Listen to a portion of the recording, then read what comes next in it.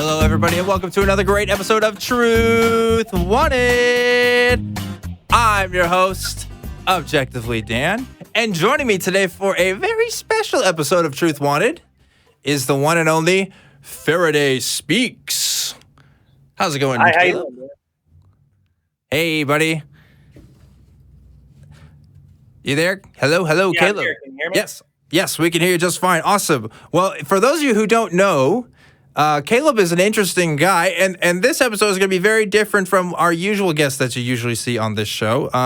Caleb had a video go out recently that went viral, and when I found this on YouTube, I was like, we need to get this guy on. So we had talked for a few weeks now. It's been over a month, and we finally got you on now. But yeah, Caleb's story is kind of interesting. We'll kind of talk about it in a second. But Caleb used to be a part of the alt-right. And he has this almost like 40-minute long video explaining his kind of his journey into that and how he's gotten out of it. And on this show, folks, you know, I like to talk to people who have changed their minds about something. And that's really the kind of conversation I want to have with Caleb today. And those of you who want to call in, definitely ask Caleb some questions about that. I'm kind of curious about how a person can go from one kind of ideology like that to another in general. I apply that to all kinds of things. I think studying these kinds of phenomena is really kind of interesting, and having people talk about their stories and stuff is just really fascinating to me. So that is Caleb. And yeah, Caleb, do you want to just kind of, I mean, I know you have an entire video about it, but man, can you give like a brief, just 5-minute synopsis of like what that was like and like how you got here now? Yeah, so I'll just give a little bit of the background story first. I grew up in West Virginia in a very small town. I didn't grow up like in abject poverty, but I didn't grow up with like a whole lot of opportunity or anything. Through school, I was like your like skateboarder, like stoner gamer kid that like didn't really do much in class because like I didn't like authority and all that. So I basically screwed myself in terms of academics. And then my senior year, I had a turnaround after like getting in with a mentor who really helped me a lot. And I brought up my grades, went off to college. But then what happened was I kind of fell back in old patterns once I was up there, not having a support structure. And then I ended up coming back home at one point. And there was this period in my life where I was depressed, like absolutely depressed. I didn't call anybody. I didn't go out. I laid in bed. Like I laid in bed for so long that my legs became weak. Like that's how bad it was. I barely ate, slept all day, stayed up all night. And what I did was I knew that there was something I could do to fix my situation. And so what I did was I went to YouTube is the only resource I had. I couldn't afford therapy or anything like that. So I went to YouTube to get help. And I was looking through self-help stuff. I found a gamer named Atheists Wins, and I kind of watched a lot of his content on like neuroscience. Eventually, the algorithm led me into a Canadian YouTuber named Stefan Molyneux. And Stefan Molyneux, he talked a lot about self-help. He talked a lot about self-improvement, and but he also talked a lot about politics and did a lot of social commentary. And I set him up as a father figure, basically. I set him up as an authority figure in my mind. And then while I was getting a lot of the self-help stuff, I was also getting red pill, which is it's like internet slang for right-wing ideology, like far-right ideology. And from there, from his content, I found other content, and the algorithm kind of drove me down this death spiral of getting more and more. First, I started out like libertarian, then I became like conservative. And then at the bottom where I settled was I was what I called a civic nationalist, or what others call alt-right. And I was playing with ideas of the alt-right. And during that time, I also found a streamer named Destiny, which then led to a YouTuber named ContraPoints, which then led to a whole host of YouTubers. I also joined Discord communities and had conversations with people on the left. And I had a bunch of life experiences that we could talk about if you like. And all these culminated around this time in my life where I started to realize how wrong I was, what had happened to me, and I came back out of it. And I'm kind of like just a progressive now, like a social democrat. But it was a really rough time in my life. So when you're talking about like this time in your life where you kind of didn't have a lot of money, you were kind of sad about a lot of things. I mean, do you think that really fueled your interest in kind of going down this path? Do you think that had something to do with it, or do you think those were just kind of outside circumstances? No, I think it's directly related, in my Mm, opinion. Um, Christian Piccolini, a top de-radicalizer, an ex-neo-Nazi here in the United States, he works with the organization Life After Hate, and he talks about the same thing: how people have potholes in their life, and that when they have had these emotional potholes, due to trauma or due to something that's occurred in their life, where they feel a sense of loss, a loss of purpose, an emotional loss, whatever it is, something that traumatizes them.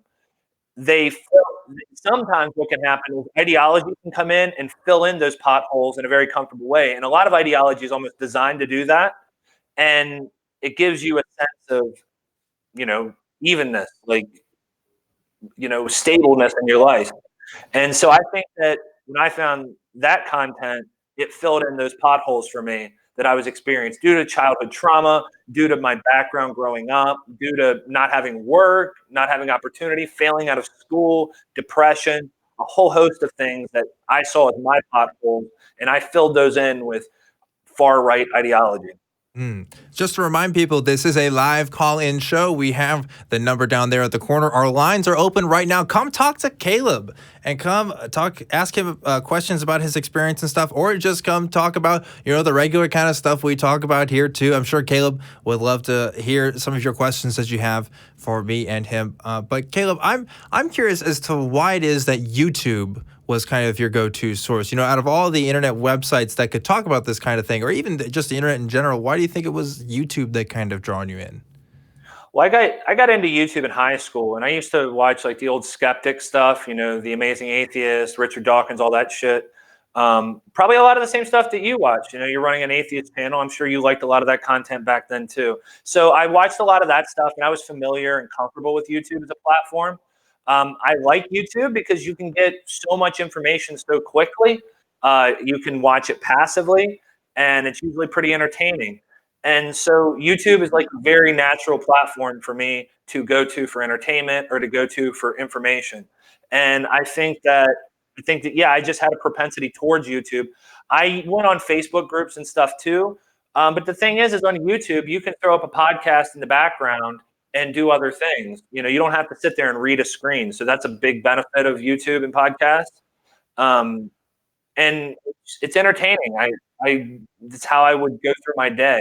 I basically would go everywhere with headphones in, and I Hmm. still kind of do. I try to listen to more music now than YouTube, but I would go everywhere with headphones in my ears.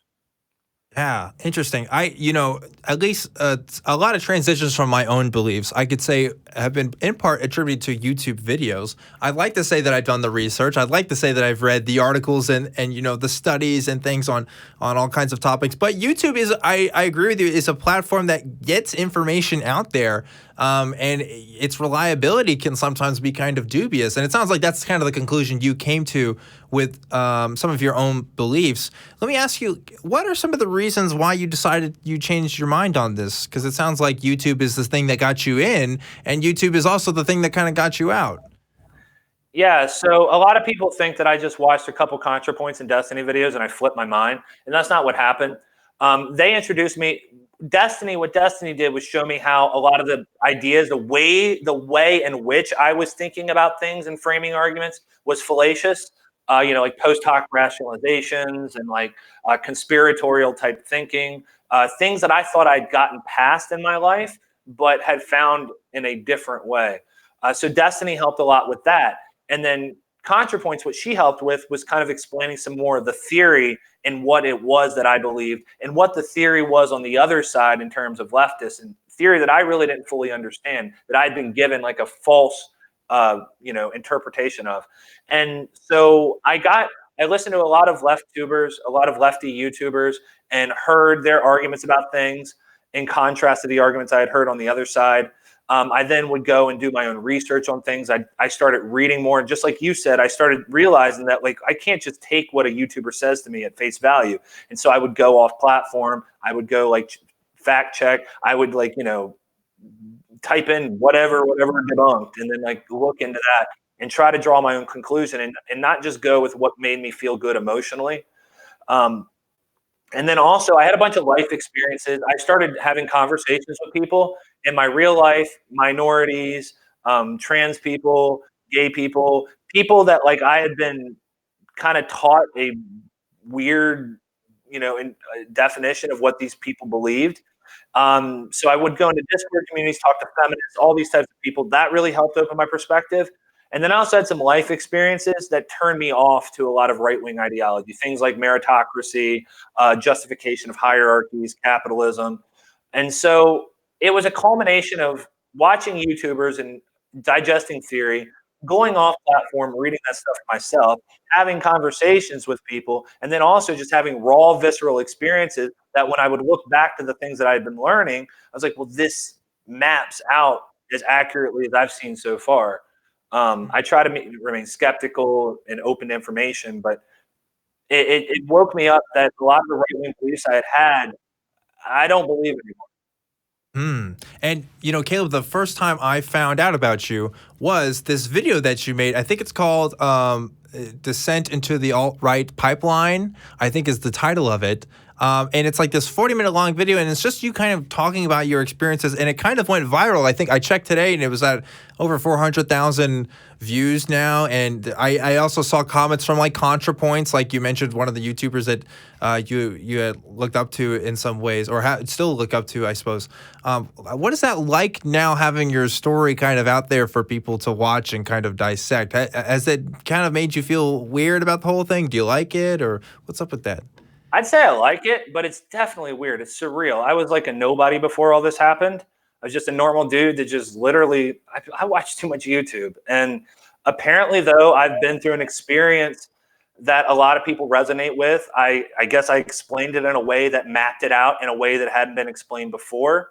And a lot of people really took onto that video. And so I've had a lot of outreach from different outlets and people that want to talk. And I'm trying to talk to as many people as possible. That's why I'm here with you today. Yeah, I do like it. I like the YouTube channel. I want to make this my thing going forward. And whether that's YouTube or whether that's something that I do off platform, I really believe in this like project of de-radicalizing people and helping people out of like tough situations in their life where they fall into radicalization. And that's kind of interesting that you got to see other people who have kind of gone through similar experiences that maybe you've kind of given words for.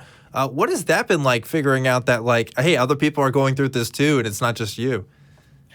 I was aware of it because I would go into, for example, I would go into Destiny's Discord server and I would meet people in there and they told me similar experiences.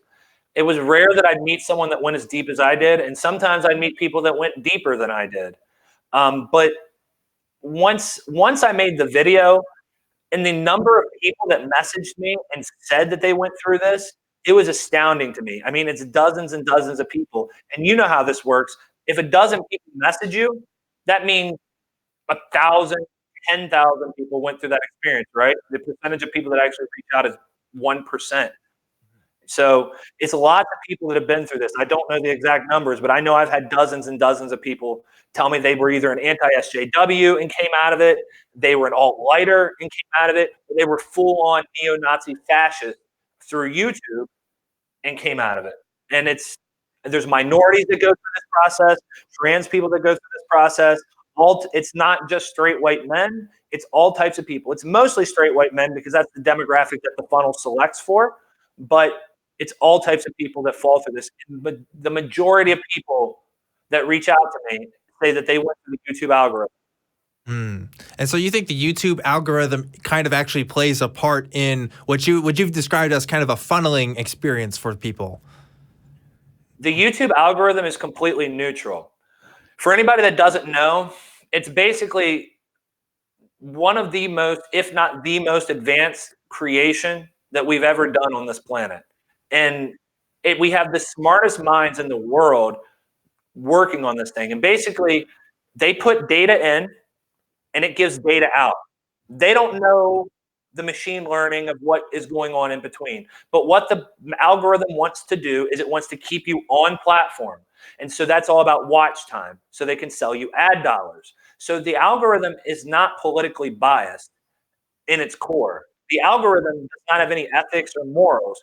The algorithm has one goal, and that's to keep you watching more videos for as long as possible. And so it does that on its own. It's an AI that does that work on its own. Engineers aren't picking videos. It's a machine that does that. And what it does is people that were on the right were pumping out content, feeding content into this AI. And this AI was then taking that, and then people would watch that content, and then it would say, well, people really like this right-wing content. Oh, hey, someone watched a debate with Ben Shapiro. Maybe I'll show them do a talk where Ben Shapiro did an interview with Jordan Peterson. And oh, hey, people really liked that. So maybe I'll do a lecture by Jordan Peterson. Oh, watch. They watched 10 of Jordan Peterson's lectures. Well, what else can we show them? Well, Jordan Peterson just did a thing with Stefan Molyneux. Let's show them that. And then Stefan Molyneux, holy crap, they just watched 30 Stefan Molyneux videos. What else can we show them? Oh, look, here's some Jared Taylor. Here now, you know, and what happens? You like go down that process, and it doesn't happen direct down. It spirals. It can go up and around, but what tends to be the case is, and I think that this is a more human aspect, but people gravitate deeper and deeper down into more pure ideology. And it could be that way for anything. In fact, it is. There's an atheist rabbit hole. You know, there's a skeptic rabbit hole on YouTube, and someone might find your content through that. And you know, they go from you to watching Matt Dillahunty, but there's no danger in listening to Matt Dillahunty unless you know you're trying to start a church. Well, that depends on who you ask. But yeah, for sure. It's so interesting. It's like, because as content creators, even, and I'm sure you figured this out, like, I don't know anybody that knows exactly how the algorithm works, right? I think that's kind of the thing that everybody wants to know, exactly, like, what's the mathematics? And we can only kind of guess and maybe do a little bit of experimentation, but it's kind of a secret for the most part. It's kind of this kind of YouTube thing. Secret to them. Yeah, they don't know. And yeah, that's true too, right? Because like, I think it's probably at the point where maybe the people who create it might not even know all the details exactly. And that's the case with a lot of bots sometimes, and AIs that we create things. Of course, I'm not an expert in those fields, but gosh, what an interesting conversation. Again, if you're just joining us, I'm with Caleb from the YouTube channel Faraday Speaks. We are live with him, and if we're taking calls, so go ahead and click at the number on the bottom of the screen and come talk to us if you want. We have a few callers already, but we need some more people to call in, so come on down.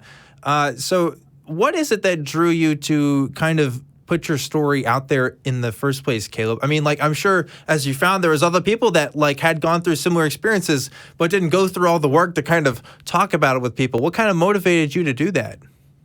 Well, so what motivated me was, first off, I realized what I'd went through, and I felt an incredible sense of guilt, because all of a sudden I'm watching ContraPoints videos, and we develop parasocial relations with people. So I felt like she was a person I cared about, right?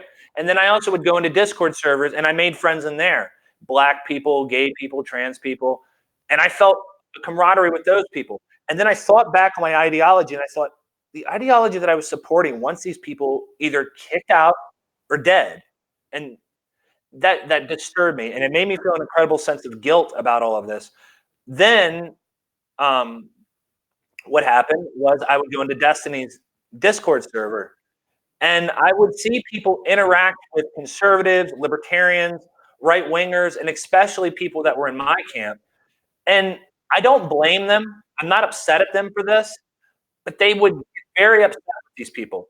And I understand why, because it's real for these people. When you're a trans person and you're talking to a fascist, you don't want to have a nice conversation, because that fascist wants you dead, or they want you to go through some fucked up therapy where they try to convert you into what they think you should be. So I understand frustration with people. But what I noticed about the frustration when they would debate with people, and people would come into the chat room and get like kind of dogpiled, it would put them out.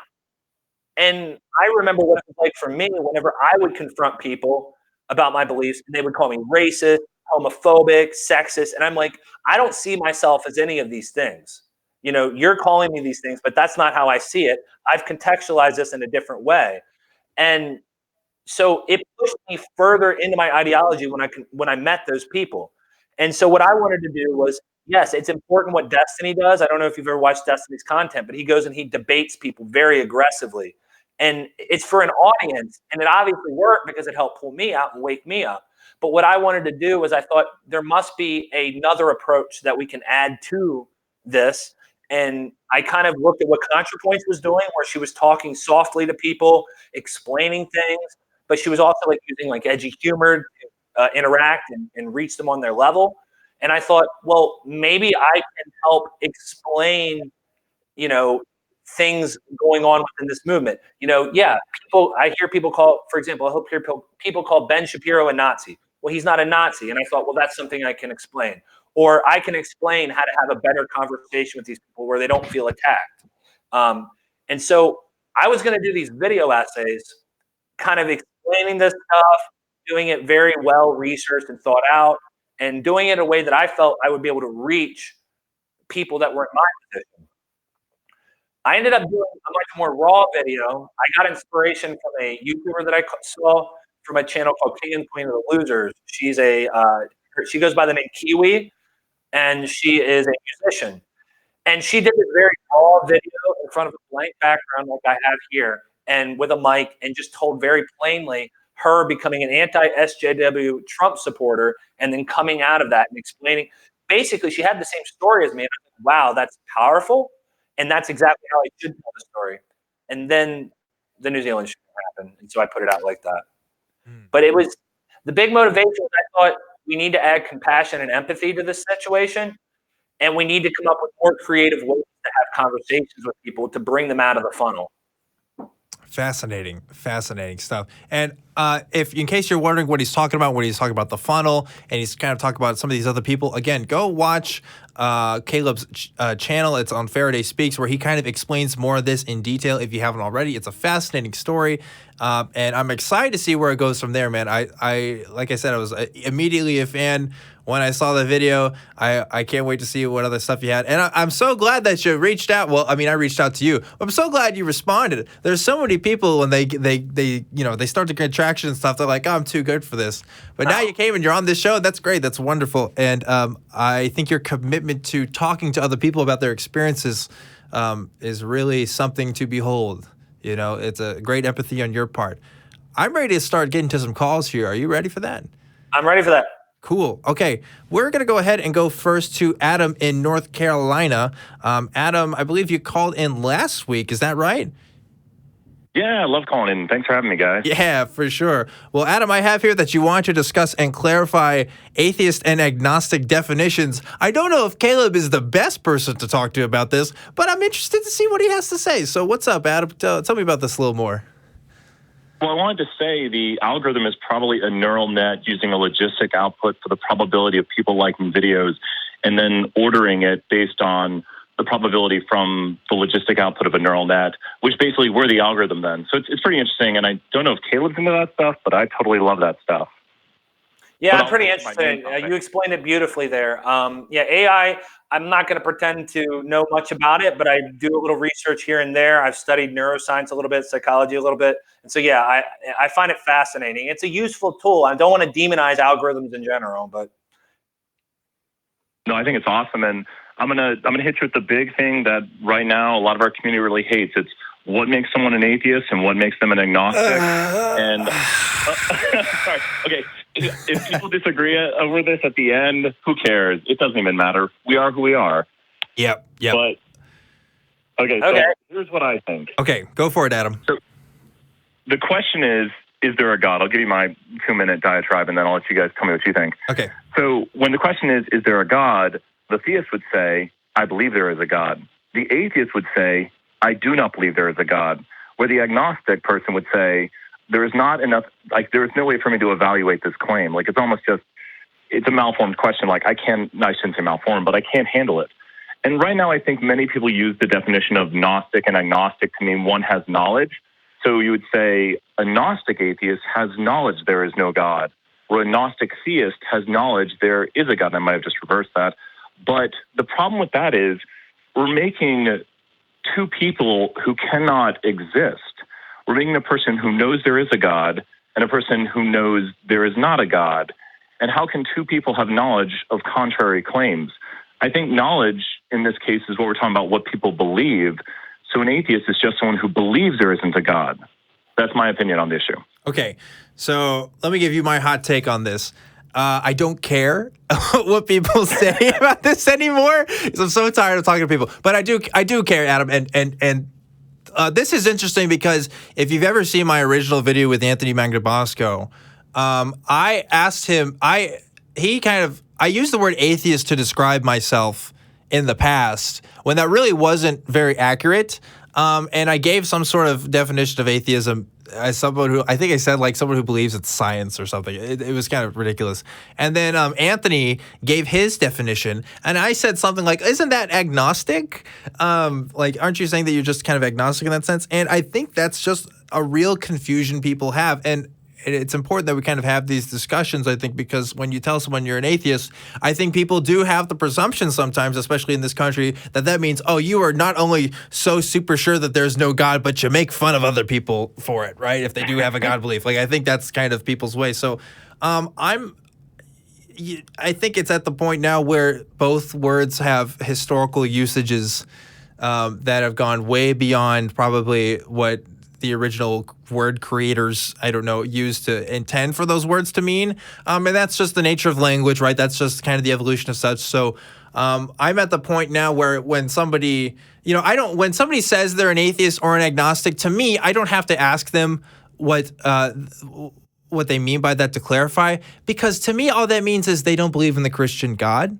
Right, because that's kind of the context that we usually have, at least in the United States. I think if, in other countries, obviously, where the majority of religion isn't Christianity, that's going to mean something a little bit different. But like 99% of the time when somebody is telling me that we're talking about it in the context of like Christianity usually. And from that, like just saying that you don't believe in the Christian God, that's good. But then you have my friends like Ocean, who is a polytheist, who will say like, oh, no, well, you can't say...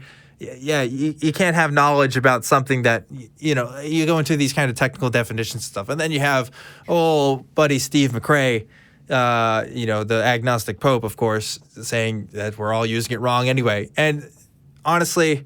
I agree with Steve McRae a little bit. Sorry. Yeah. You know what? And here's the thing. I actually do agree with Steve, too. I think that, like, in a technical sense, he's super right. But the culture has kind of made its decision on how we're kind of using this word, right? The majority has kind of decided, and I'm not gonna be in the trenches to change that right now, because I think there's bigger issues than that. And people who want to talk about these definitions stuff, I think that's fine. I think you should go for it. But as long as we kind of all know what we're kind of talking about, it really doesn't matter in our circles. Maybe if you're talking with a theist, it does matter more. But in our own circles, I could care less. Well, I'll throw something to Caleb real quick, and then I'll let you guys get to the next caller. It's so funny. I didn't even realize this. I went to check out his channel, and I had actually watched most of his video. I mean, it went pretty viral.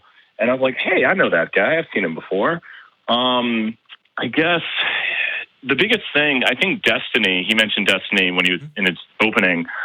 I've seen this shift, especially when it comes to politics, where in the early 2000s, it was cool to be Republican. And then Obama came about and it was cool to be Democrat. And then, the pendulum or whatever it is, swung back to the Republicans again. And now I think we're getting the rise of the intellectual liberals who, when we were talking about the algorithm earlier, or you guys were, the conservatives kind of took over YouTube. You have Dave Rubin, you had Steven Crowder, all these people rise up. And then there was this void. And I was just going to maybe ask Caleb, I think, is it Caleb? Did I get it right? Yep. Faraday, Caleb, yes. I was going to ask him, I know this might be in his video, but what maybe was his big watershed moment? He talked about the LGBT community. What was his big watershed moment? Like, what was a big point? And I'll let you guys go that really pushed him in the direction to change his views. Oh, well, there were a couple. I had a relationship with someone that was extremely wealthy, and it kind of exposed me to another side of life and broke down some of the arguments I had in my head about capitalism and about hierarchies and meritocracy. I had some experiences at work. Destiny and ContraPoints helped a lot, but there wasn't one moment. Oh, I'm not a fascist anymore. No, it was just. It took a year and a half. It took a year and a half to just walk my way out of there.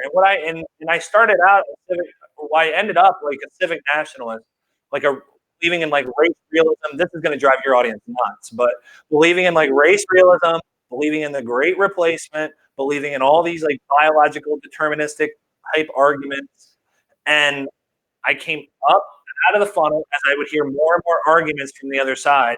So I went from being a civic nationalist to being a conservative again, to going back to being a libertarian. And then once I got to Sam Cedar, libertarianism was gone. I was like, oh. Like, if I can share with you guys one last thing, this all rings true to me with my mom. I think she's probably the most intelligent person I know, and I hold her in high regard. She was not really anti-LGBT growing up, but it was kind of like, well, the gays are sinning and they need to come to God. And it's actually Pete Buttigieg. I don't know if he's just one of the many things, but she's like, this guy's really smart. He's really amazing. And I think he'd make a great president. You know, I really don't understand right now why being gay is wrong. And she's having this big kind of internal quandary, and she's very religious, but it just takes, like you said, experiences. And I would talk to her about these things and we would talk about it. And I was very kind, and I never got mad at my mom for disagreeing with me and holding a view I did not agree with, but it's just experiences, I think. Yeah, I agree, Adam. It's super boils down to experiences. I remember my change on like gay marriage and stuff, and those issues came from listening to voices from the internet, listening to podcasts, and even listening to Christians kind of also kind of disseminate their experiences and stuff. And I realized up until that point, I had never asked a gay person what it was like for them to be gay. Like, I had never done that investigation. I was talking to other straight people about this. You know, it's just like, well, yeah, if we're not including these kind of other people in the conversation, then of course we're going to kind of lose that perspective. Yeah, it comes from experiences. You know, there's a lot more people now who are willing to be out and gay. And that's a wonderful thing, because now, since they're public about it, it becomes more normalized, and then, you know, we all kind of get along and everybody's happy. So yeah, I think that has to do with the internet. That has to do with how we're socialized, and experience, like personal experience. And Caleb mentioned this, has so much to do with our beliefs. It has so much.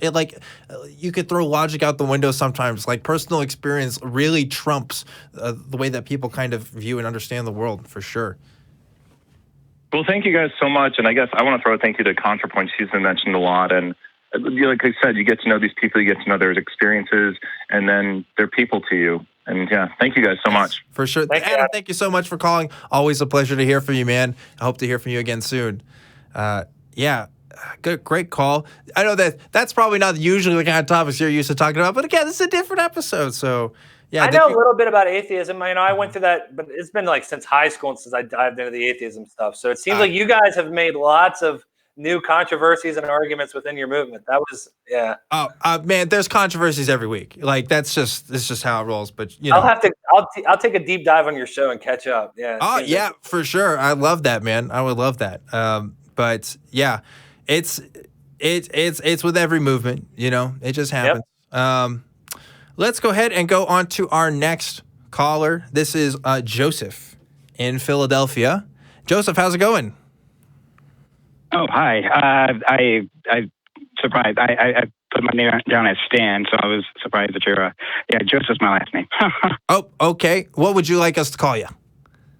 Okay. Stan, S-T-A-N. But it's fine. I've called before.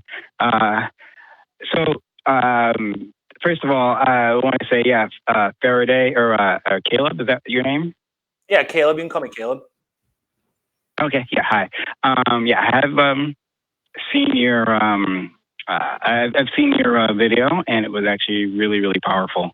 I think you did a fantastic job on it, and I know it must have been hard to kind of expose yourself like that. I mean, no one likes to have themselves fully exposed to the world like that, but you did a fantastic job, and I'm glad it's been able to help other people so much.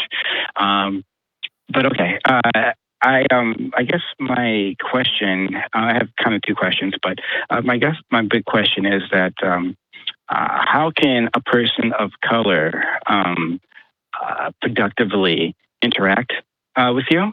A person going down the alt-right a rabbit hole. What's the best way to do that? Like without the screaming and yelling. I mean, before you answer that question, I'd like to say, I think, as a person of color, I don't think it's any of our responsibility to do this, obviously. I think, like, it's not our responsibility to teach white people one way or the other, and we're entitled to our anger. But for those of us who do want to have a productive conversation, what do you think would be most effective for people who are in your mindset? So a lot of what the work I'm doing right now is very experimental. I'm learning on the job. One thing I've noticed is getting people away from the arguments and getting people away from sitting and debating with you and just having a personal conversation. Try to get to know them and their life. And basically what I do is I listen and I ask them questions. And then when they say something that I don't understand, I go back and I let them explain. I say, why? And eventually they get to a point where they're like, oh, so you understand where I'm coming from. You don't think I'm a monster. Why don't you agree? And now you've got them asking questions. And so now you can begin to answer their questions. And see, when you try to have a debate with someone, everybody in this audience is educated enough that they know what cognitive dissonance is. And when you attack someone or try to debate someone, they throw up a mental wall. And if you can crack that wall by having them empathize with you and show compassion toward you, then it goes a long way. It doesn't work with everyone, and it's a long process. It's basically a one-on-one process that takes years. Daryl Davis is a documentary, or a documentary about Daryl Davis. I saw that, and he's a black man that would go in and basically befriend people in the KKK, and he's de-radicalized like 3 dozen people. And some people would say, well, 30 people, big deal. Like, he wasted his time. But he's one man that changed 30 people's minds. And he's had top grand wizards of chapters in Maryland give him their robes and give up the movement.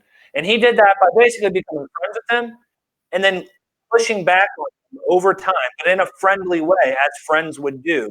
If your friend was unhealthy, you wouldn't go and debate them and attack them on why, they're not eating properly. No, you just talk to them like a friend. And so back to your point, it's not your job to educate anybody. It's not your job to have these conversations. And it's also not something that's emotionally easy to do, especially if you're a person of color. That's why I'm trying to do it as a white person and talk to other white people. And sometimes, sadly, it takes a straight white guy to talk to a straight white guy. And there's nothing that you can do about that. But if you want to do work on your own, then that's what I would advise you do, is to, if you know somebody in your life that's going down this path, try to empathize with them, understand them, and ask questions, and hopefully eventually they'll start to ask you questions. Beautiful. Absolutely beautiful. Couldn't have said it better myself. Yeah, thank you. Amazing. What do you think about that, Stan? I think it's a very good answer. Yeah, I think we need to start with empathy. As a person who's been on the other side of that kind of hate, it's like I was trying to say before, it's very difficult thing to do. But I also realize that we're not actually going to make any progress if all we're doing is just pushing these people away, right? One of the problems is, right, so I think all his points were really good, but a big problem is trying to figure out who here is a gettable person, right? A person who can be rehabilitated, right? Who has an open ear, and especially when the other side is giving you a lot of hate or just dehumanizing you or whatever, right? That's a difficult thing to work out in the moment, So even if you want to do that work, it's not easy, really. But I think it's worth us doing because, I think we're really in a crucial moment in our history, right? Looking at the politics of not only the U.S. but internationally. Fascism is on the rise, right? Nationalism, and a lot of this is race-based, right? And religion-based. And so, like, this matters, right? This is a struggle that matters, and it's going to affect us all, like people of color and white people and people across the gender spectrum, you know?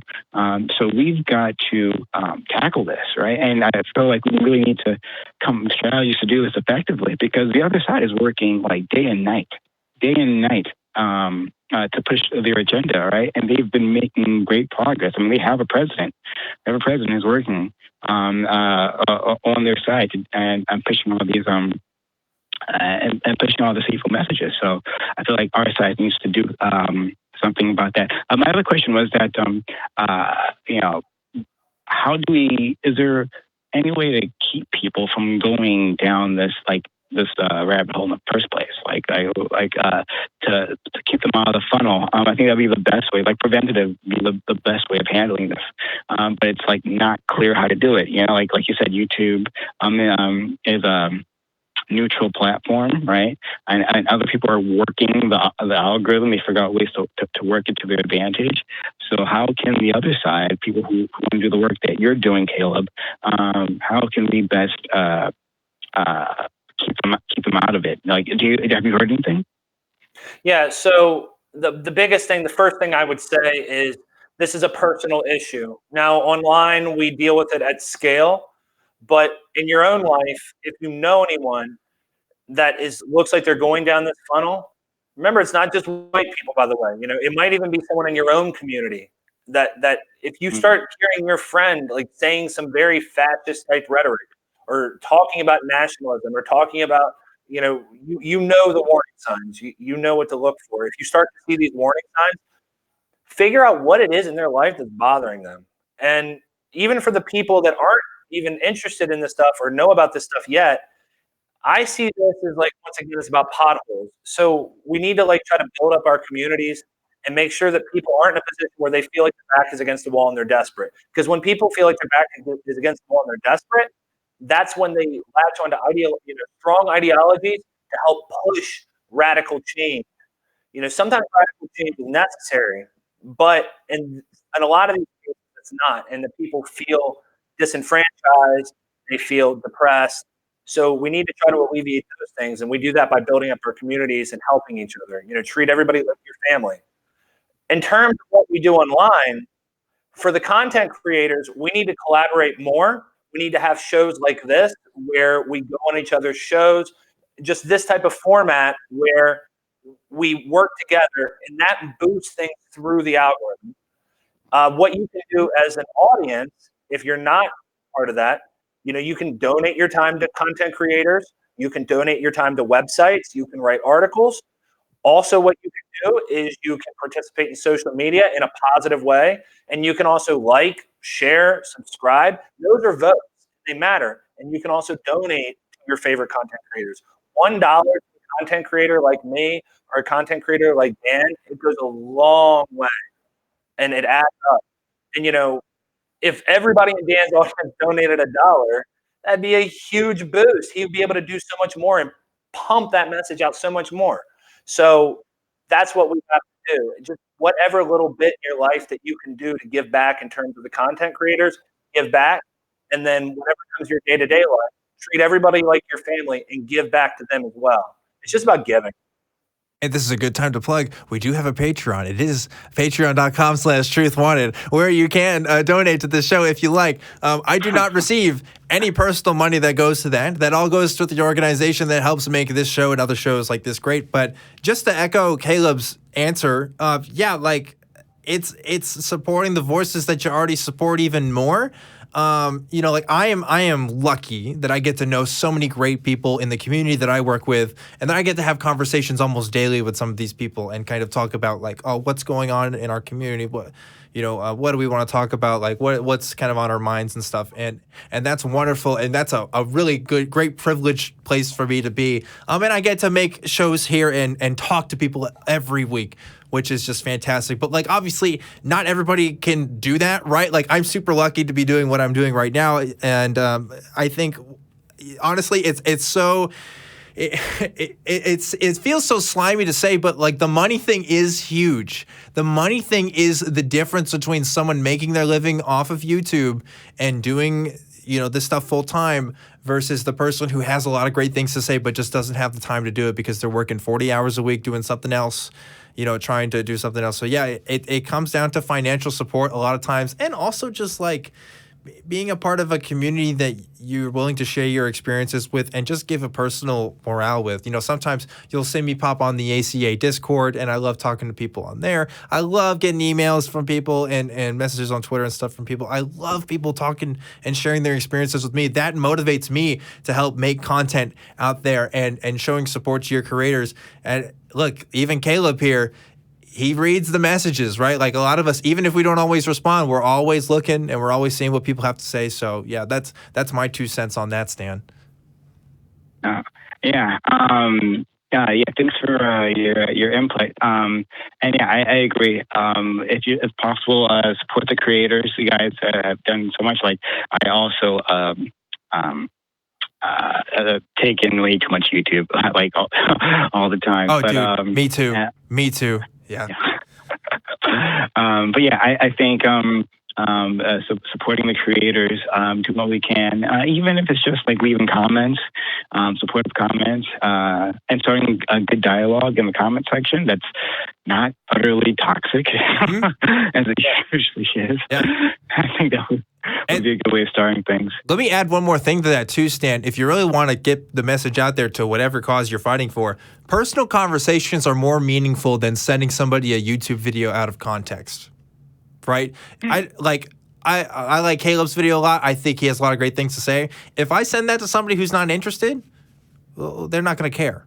Right. But if they're probing at things and they're willing to talk to you about things, and yeah, we just did have that conversation of like people of color, for example, probably shouldn't, it's not their job. It's not their responsibility. But if you're willing, you can go a long way with that for sure. Yeah.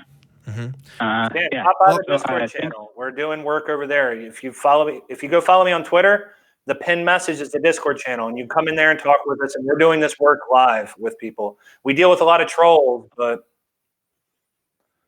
So do you think you're actually having alt-right people like show up and have these discussions? Or is it like more people we deal with trolls, but we have had people that have changed their mind. Okay, that's fantastic. Yeah, maybe that'd be a good place to start. Thanks so much for listening to me. And I'd like to say the atheist rabbit hole is the best rabbit hole. If it gets to me, then it's a good rabbit hole, right? I think Dan would be the light stuff, and Matt would definitely be the hard stuff. But I think you're a great start, and I'm thankful for the ACA for all it's done, especially when we call and talk to you guys. Oh, of course, Stan. Anytime you want to call in, please do so. I really appreciate the call, dude. Hope to hear from you again. Thanks, Stan. Yeah, man, good stuff. And wow, what a great way to talk about this, because people have these conversations about personal responsibility on the issues that they're really passionate about. And as a host, I try to be neutral about a lot of topics, but offline, when I'm not on here, I advocate for things, right? I have opinions on things, and so it can feel kind of depressing sometimes seeing the people around you doing things that you disagree with. The abortion stuff that's going on right now, that's something that I've talked a little bit about offline with some people and stuff, and that's something I feel a little strongly about. It's like, wow, I don't like that the bill is happening and stuff, and it's sad, but it's all about the community for me. At the end of the day, that's what gets me going, hearing from people every week, talking to people about this. I don't know, what motivates you to have these kinds of conversations? I have a lot of people that reach out to me and they just say, your message is powerful. It was heartfelt. A lot of people like opening up to me. When I get to have a private conversation with someone on Discord and they open up to me about their life, that's fucking huge. That's huge. The messages, the emails that I get about people that came out, that's huge. And then when people like Stan say, hey, I understand it's messed up. I understand that these people are messed up and it's hard, but what can I do? And when I see people thinking in that way, look, we might never make progress that's noticeable, right? But pushing that boulder back in the other direction, I love seeing people doing that. And yeah, before we go to our next caller too, I just want to mention Stan said something really interesting. He was like, well, I'm not sure what the criteria is for the kinds of people we should spend our time even talking to, which is really interesting. And we didn't really address that. If somebody had used some sort of criteria on me a few years ago and said I wasn't worth talking to, I wouldn't be here right now. Right. And that's something to really think about. I think that the times when we have conversations with people, they may become more meaningful as time goes on. And it may be something that people will reflect on as, a cornerstone to where they are today. I've been lucky to see that in real time. I've had conversations with people who I've been able to talk to later and say like, yeah, I'm glad we talked about that because I feel differently about this issue. And that is such a satisfying feeling. I hope people who are having conversations get that feeling one day. Because it makes it feel like you are doing something, and people matter. All people matter to have conversations with, right? Yeah, we deal with trolls because that's the nature of the internet. So we have people that come in and argue in bad faith, and they literally are not trying to have their mind changed or to see things from another perspective. And so we do have to be conscious of our time in that. And people on 4chan will even run operations where they'll run fake accounts. Multiple people will run a fake account, or they'll come in and brigade a server. So we have to be mindful of that in our specific area, but you can't just think that people are beyond the pale. You have to give them a chance. And it's a process. Once again, it took me on my own through just YouTube and conversations and life experience. It took a year and a half to fully de-radicalize. So it's a long process, but we do also have to be mindful of our time. Oh, and it takes time, y'all. It takes so much time that a lot of people don't have, unfortunately. But I gotta say, for me, it was worth it, right? And it does take a kind of personalities too, the types that are willing to do the research and things. And you have to have the skills to be able to do that kind of research and look into things. And that's a whole other thing. We got some more callers I want to get to, but just to remind people, this is a call-in show. You can still talk to Caleb. We still have some open lines that we can get to before the end of the show. So please call in. But for now, I want to go to Jay, who is in Florida. Jay, what's up? Hello, Jay. Are you there? Last call for Jay. Jay from Florida. You are on the air. What's up? Oh, the call has ended. Unfortunately, that's what happens sometimes with live call-in shows. People lose the connection. Jay, if you're still out there and you want to call back, you can try calling in again. We got somebody else screening some of our other calls. What are your plans now, by the way, Caleb? What do you want to do with the channel? I know you've talked about it a little bit. The plans now are to continue putting out like vlog type videos explaining things. In the future, we'll probably do skits and stuff. I do like the work that ContraPoints, H. Brommer Guy, and Philosophy Tube do. They do very skit oriented stuff. Possibly do stuff like that in the future. We want to get a show going. I was talking to you about how you set up your set there. We want to get a show going where we can collaborate with other people, bring guests on, bring people that work in these different fields. I'd love to bring geneticists on, for example, to talk about race realism. Stuff like that would be really cool. And then the Discord community is going to be a big part of it. And then anything that I can do outreach IRL, if there's any place I can go give a talk and explain this issue to people. It's a misunderstood issue right now. It's starting to get traction, unfortunately, due to the shootings. But if there's any research that I can help people with, if there's any questions that I can answer, if there's any places I can go and give a talk to help people. And then obviously the channel is a big thing, getting that show running. And then the Discord channel in terms of helping give people support structures and also outreach to people that want to come and try to change their mind or have conversations with people that they're afraid of. Neat. I love it. Man, that's a lot of stuff on your plate. I'm hoping I can get the funds to do that full time. What terrifies me is, just like you said, having to do a 40-hour-a-week job, and it's so much work. I never realized how much work that this would be, just the channel alone. Oh man, let me tell you, and I am like, out of all the content creators I know, I work the least hardest, but man, I wish people knew, the kinds of friends that I knew in this community and stuff, how hard people work to make the stuff that they do. There's always been this stereotype for a long time about people who are on YouTube who just like kind of rake in the cash. And yeah, there's definitely people who do that, right? They just make some sort of compilation, they throw it out there and slap a thumbnail on it and call it a day. But the people who are really putting effort into their videos, the ones who are doing the research, the ones who are writing the script writing and making sure the editing looks good and the cameras and everything, like they are heroes. They are really awesome people. And I wish more people definitely knew about that kind of stuff also. Yeah, I also just want to shout out to, it's not just me. I have a team of volunteers behind me as well. And I'd like to be able to pay them at one point. But I have my manager, Hans, that's helped out a lot. I have my producer, Slipnix, who's also helped out a lot. And there's other people, too, that have been behind me, editors, artists. And I couldn't do this without them. And all the helpers on the Discord server that talk with people to help de-radicalize them. I love all those guys. So I want to give them a shout out. That's true, by the way, for Truth Wanted as well. We do have volunteers that help make this show awesome. And the other shows here on this network. So shout out to the guys who in the back who help get me on the air and do all this cool stuff. You guys are great. Let's go ahead and go to there's our camera in the back there. Yay, guys. Woohoo. That help make stuff awesome. Audio listeners, you're just going to have to bear with us. We just showed camera from the back, okay? All right, let's go to Jezebel. Oh, wait. Hello, Jezebel. How's it going? Jezebel? Who's Jezebel? This is Tony. Captain Tony Lamont on Twitch. Captain Tony Lamont on Twitch. I have you written down as Jezebel, so... Oh, some guy that screened me. He yelled at me first, so I called back as a girl, and he's stupid, so I got right through. But anyway, what's going on, guys? How's it going? What did you want to talk about? Which one am I talking to? Am I talking to the guy who can barely speak with the teal on, or the guy that's frumpy, hasn't showered with the red shirt on? Which one's talking to me? Do you need to give me a bath? You can come give me a sponge bath if you need to. You guys if I'm spend looking a little greasy for you. Okay. Oh, okay. Oh, not sure what was up with that. Content for your Twitch channel, by the way. Not sure what's up with that conversation. That was kind of interesting. Yeah, it's a troll. That's all right. Let's go ahead and go back to Jay in Florida. Jay, can you hear us?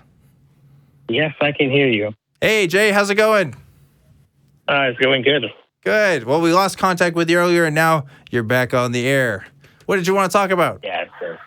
Well, it's my first time calling in on your show or any ACA show.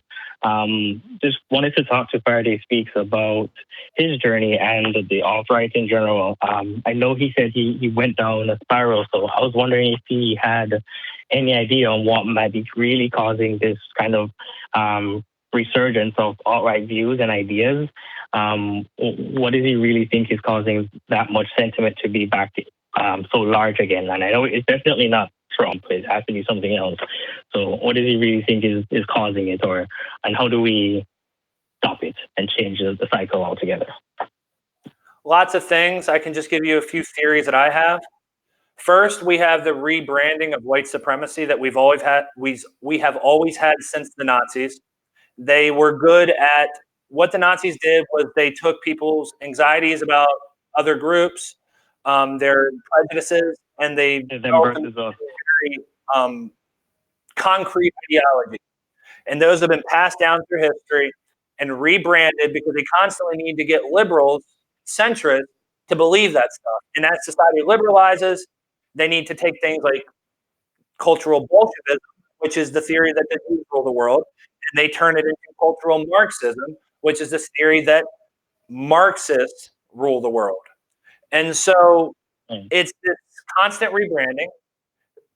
Then what else goes on is we have the internet, which fuels and drives it. Edgy humor on the internet drives this, and Nazis like edgy humor, and they propagate edgy humor. Platforms like 4chan were big, foundational starting points for a lot of this stuff. Even toxic online gamer culture, screaming at each other, racial slurs and mic chats contributes to this. In terms of like more social type things, there's a lot of reaction to left-wing movements, to things like social justice. You'll hear Sam Cedar talk about this a lot, where when people lose privilege in life, they feel attacked and they feel like they're losing something. And there's a reaction and a backlash to that. We also have a big problem with disenfranchised white men in society. They feel like society's left them behind. In a lot of ways it has. That's not the fault of LGBT or feminists or, any of that stuff. It's the fault of globalization. It's the fault of automation. Basically, the fault of things like capitalism, which has put them in economic situations where they're not able to flourish. And people come in, stoke those fears and anxieties. These people are out of work. They spend a lot of time on YouTube, and they get wrapped up and absorbed into that stuff. And then just generally, like I said, socioeconomic and emotional problems that people have in their life. Whenever you feel lost and purposeless, you're more susceptible to ideologies and extremist movements. This is how cults work. That's true. I agree with you. I agree 100% everything you said. But honestly, sitting and looking at it and looking at the world with automation and everything that's happening, I only see that those things kind of getting worse. Maybe not just for the cis white male, but for every single male, because the social dynamic of the world is kind of changing, and we're trying to get more inclusive. But then my question that I always try to ask everyone I know is, how do we ensure that the people who felt important in the past still feel important now, and everybody else that we want to make important, and they feel it, so people don't feel like they're losing anything, which I haven't found the answer yet. I was just wondering if you had any insight. I like what you said and I agree with it. So yeah, that was my main question. For you though, personally, was there any major factor or anything majorly in your life that caused you to reevaluate your position? So I'm not going to try to say there was one event in my life, because it didn't work that way. It was a culmination of events and learning different ideas. What I will say is perception and perspective. So learning to see things from other people's perspective. And it's just like Dan said earlier, he realized that all the opinions, and I don't know what his beliefs were at the time, but he said that he had certain thoughts about gay people. And it wasn't until he talked to actual gay people that he was like, oh, that's not what I thought. You can't talk to straight white guys about what black people are going through. Just like you can't talk to a black guy about what straight white guys are going through. You have to go to listen to people and hear things from their perspective and have the conversations. That's a big problem we have right now. Is we're having too much debate and not enough conversation. And the only way you can gain perspective is through conversation. Yeah, I agree. If there's one thing that people really don't like, it's people don't like being written off. People don't like if somebody said to me, like, oh, you're just an atheist, nothing you say really matters because you don't believe in God, you don't do this and that, right? Like, just picking that one particular label that applies to me. Well, I'm not really going to be interested in what this guy is going to be saying after that, right? Because he's not taking me seriously. At least I don't feel like this person is taking me seriously. And people like to be taken seriously. Even people who have kind of the more outlandish and maybe even ridiculous ideas, I've found, especially by doing this show, is that just have conversations with them, be willing to go the extra mile with them, and you'd be surprised at how much distance you can cover with people. But if you come into conversation with a sneer and a jab, and you're just like, oh, you're just blah, blah, blah, that it puts people off. It puts people in a place where they feel like they have to defend themselves now. So suddenly they're not listening to you anymore. They are in defensive mode, trying to defend what they already believe, and they might find new ways of justifying what they already believe because of that. And your conversation might have done more harm than good at that point. So just two thoughts, 2 cents, not 2 thoughts, but yeah. 2 cents. Yeah, I agree. I think I agree 100%. We do need to have a whole lot more conversations about the issues and a lot less of debating. But sometimes I find it hard to talk to people or get certain ideas across that they've already expressed or you've heard from them. Maybe you're around them and you just realize that that's their idea.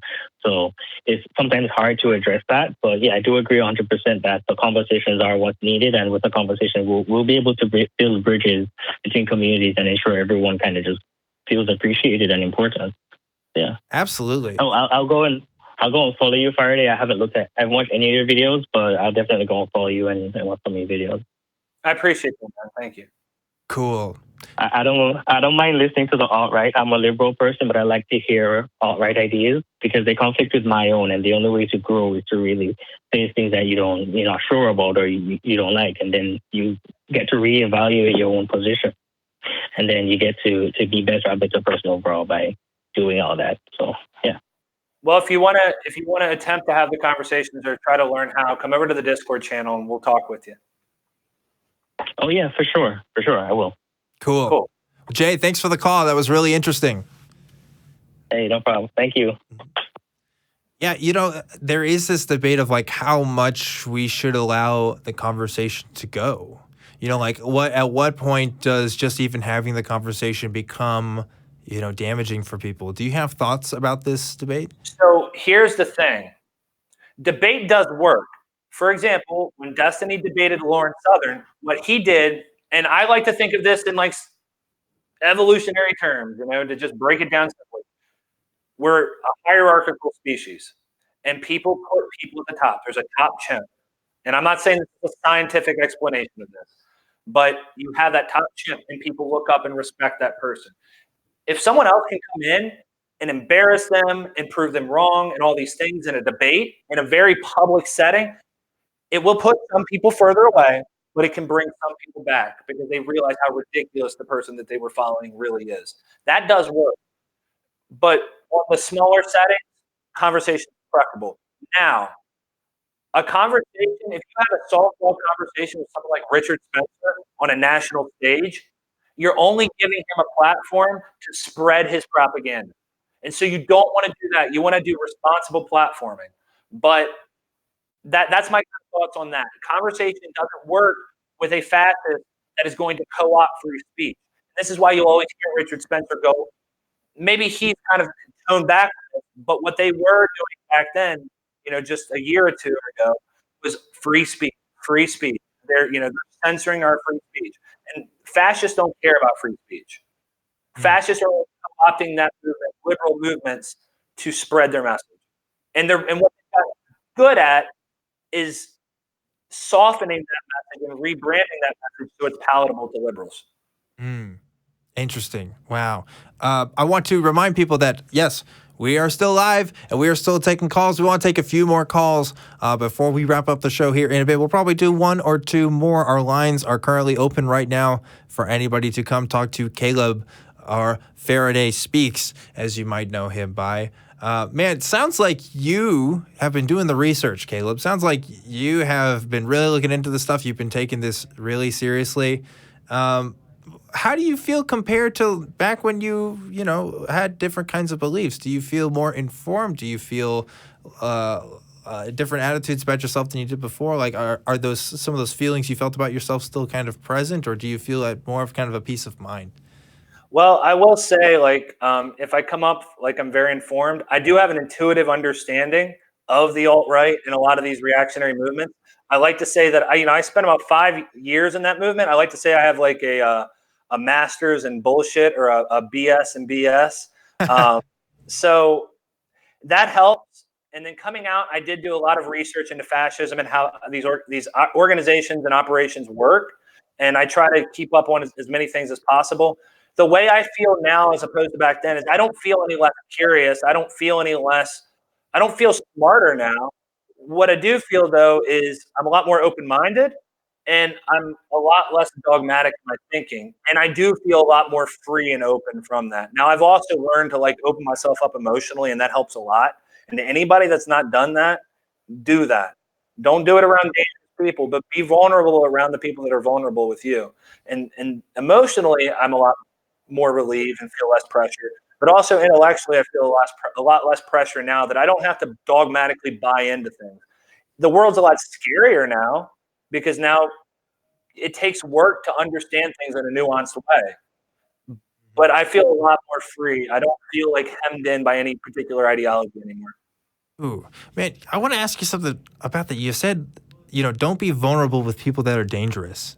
And I think that's kind of interesting because, you described yourself as someone at a place before where you felt like you were vulnerable to kind of these ideas because of your emotional state and because of your economic status and stuff like that. Do you see kind of a parallel there between where you are now and the ability for you to be vulnerable and the vulnerability you felt back then? Yeah, so I am vulnerable with dangerous people now, but it's a controlled vulnerability. And that mostly comes down to when I'm having conversations with people in the alt-right. And so I'll open up to them. But I can do that because I've become a public figure now. My life is out there. But yes, I didn't think, I've never thought about it that way. It's interesting. Like I opened myself up completely to this movement, and I was very vulnerable, and they took advantage of that. And part of what I want to do with this platform is we don't want to be gurus, we don't want to be mental health professionals, but we want to give people tools to help themselves, but we want to give it away for free.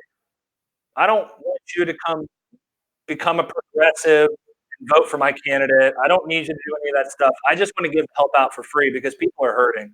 And so I'd like to do kind of like what was done to me, but in a positive way.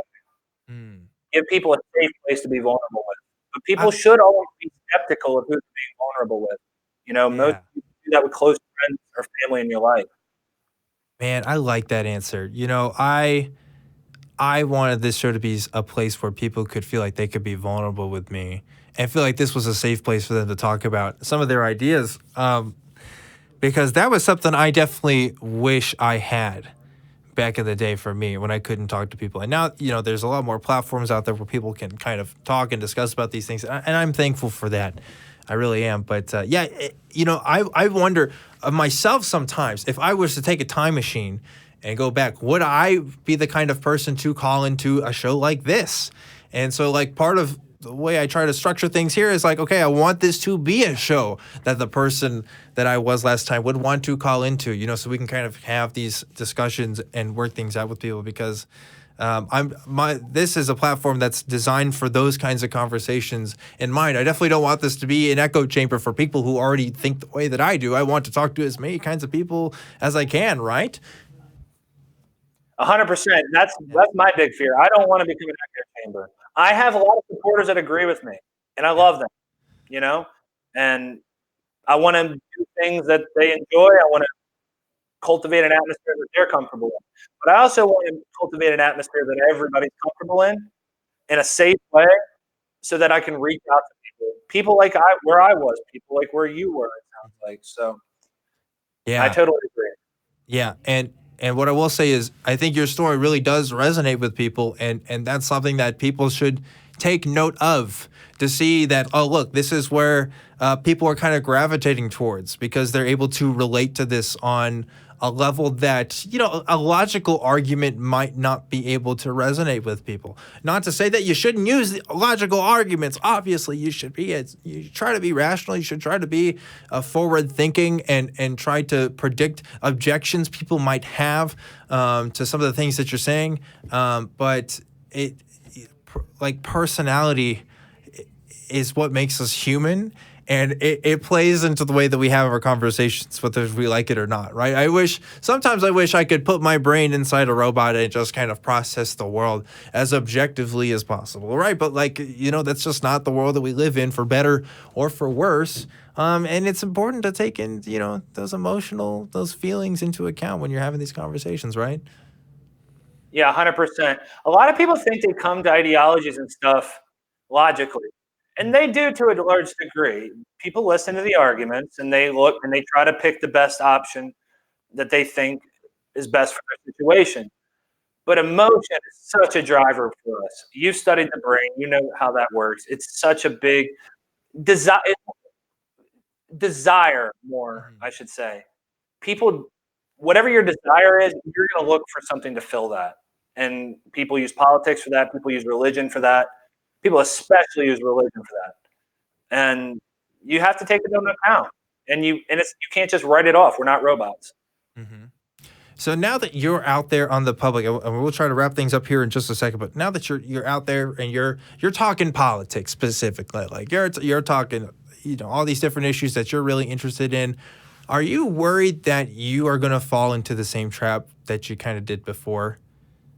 Yeah. So anybody that comes out of my experience, I've talked to a lot of different people, and the people that have went really far, like I did, they have that fear. They all share that fear. We all share that fear.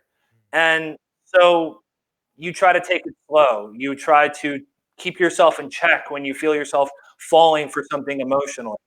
You become more aware of when that's happening.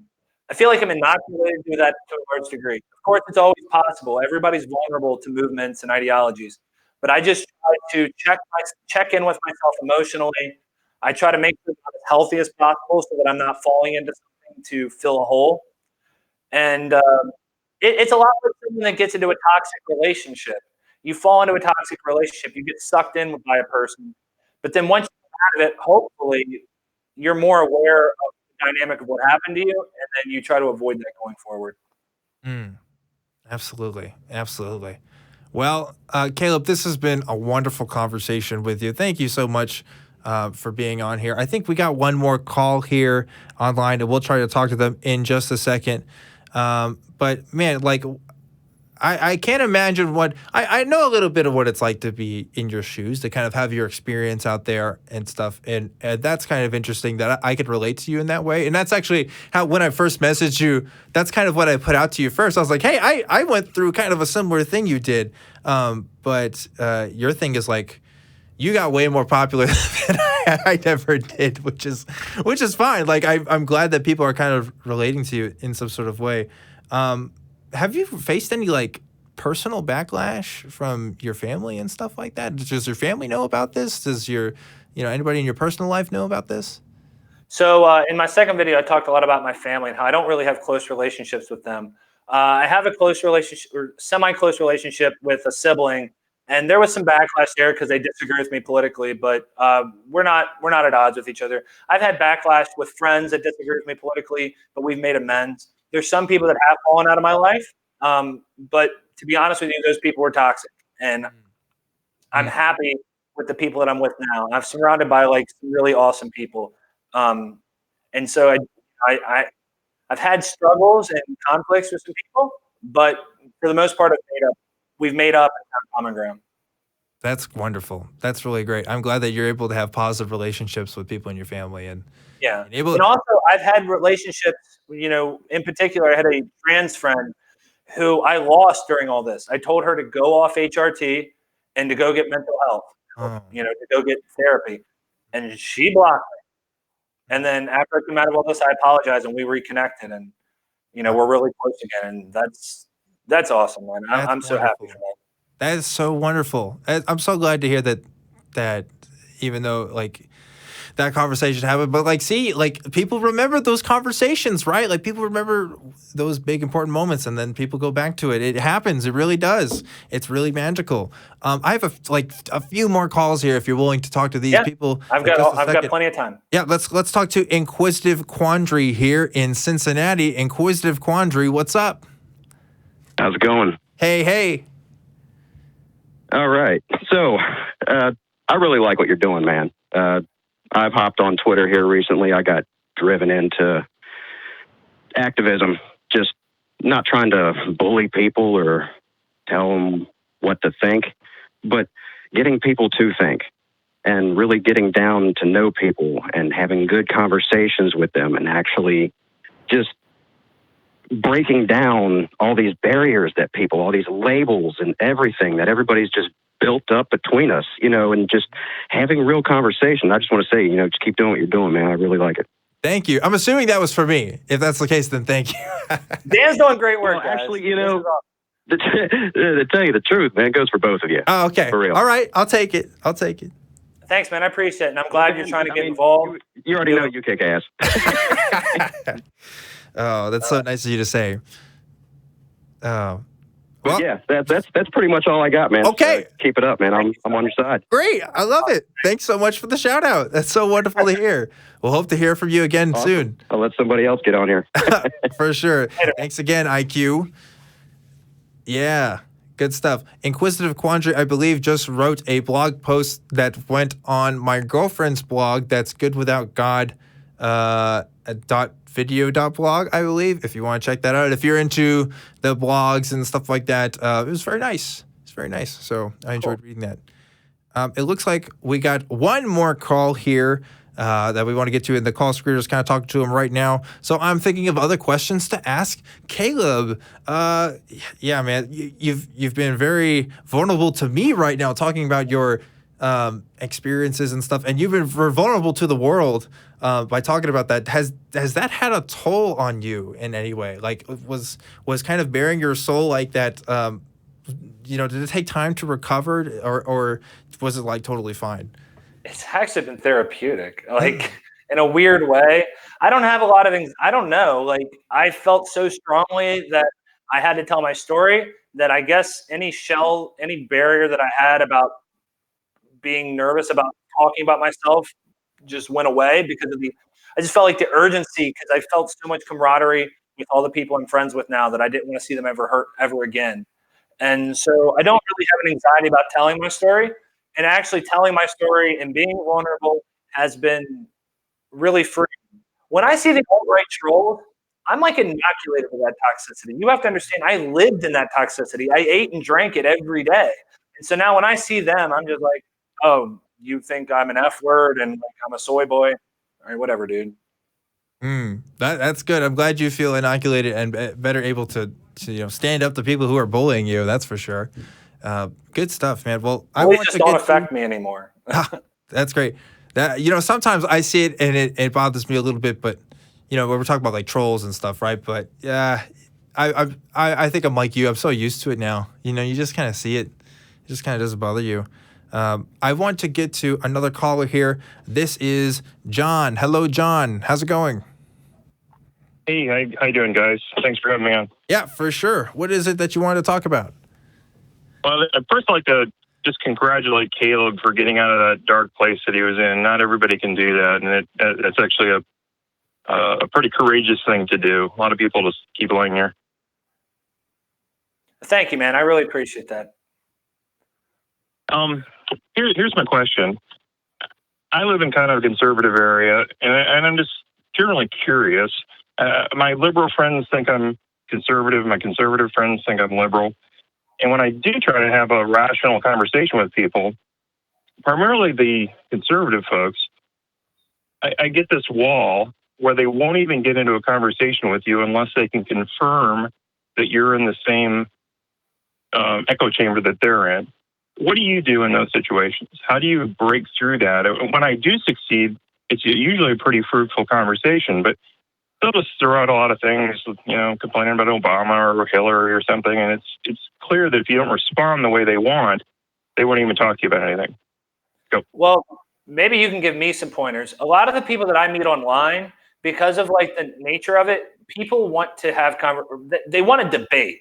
So if you can just kind of diffuse that debate a little bit by like bringing down the tone and restructuring the conversation, like, oh, hey, come on, let's have more of let's not have a debate here. I'm willing to listen to you. You can like kind of use a little bit of rhetoric to calm people down. And what you're dealing with, I understand that. I deal with that like when I would talk politics with family or something in the past. I think that to find common points of agreement is the first thing I would say. And, I need to develop this more, but the first thing I would start with is common points of agreement and see if you can build trust that way. Because if they trust you, then they're probably willing to have the conversation. That's fair. And that's usually what I try to do. I was just hoping you'd have some nice technique for disarming them a little bit more. But I find that in today's era, it's very difficult to have a civil conversation with anybody. Well, John, I don't know how much you watch of my show, but I always try to advocate for the Socratic method.